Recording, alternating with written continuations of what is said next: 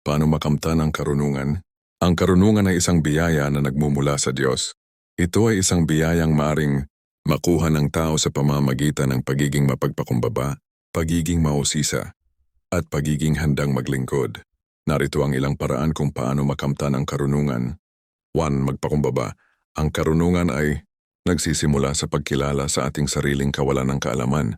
Kapag tayo ay mapagpakumbaba, handa tayong matuto mula sa iba, maghanap ng mga bagong kaalaman, at tanggapin ang mga pagkakamali. 2. Maging mausisa. Ang mga taong may karunungan ay laging naghahanap ng mga bagong kaalaman at ideya. Huwag matakot magtanong, magbasa at mag-explore. 3. Maglingkod sa iba. Ang paglilingkod sa iba ay isang mahusay na paraan upang matuto at lumago. Kapag naglilingkod tayo sa iba, natututo tayong mag-isip sa labas ng ating sarili at makita ang mundo sa ibang pananaw. Magnilay-nilay.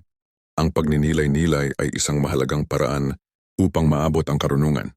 Ilan ang oras upang mag-isip tungkol sa buhay, sa iyong mga karanasan at sa iyong mga paniniwala. 5. Magdasal at humingi ng karunungan. Ang karunungan ay isang biyaya mula sa Diyos. Maging handang humingi ng karunungan sa Kanya sa pamamagitan ng panalangin. 6. Maging mapagpasensya.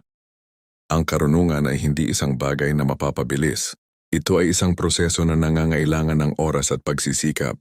Maging mapagpasensya sa iyong paglalakbay patungo sa karunungan. 2. Maging buksan sa bagong kaalaman. Ang karunungan ay hindi isang bagay na fixed o static. Ang mundo ay nagbabago, kaya dapat din tayong magbagong kaalaman at mag-adapt sa mga bagong pangyayari. Tandaan na ang pagkamit ng karunungan ay isang patuloy na proseso. Ito ay isang paglalakbay na hindi natatapos. Magkaroon ng pasensya at determinasyon, at sa tulong ng Diyos maaabot mo ang karunungan.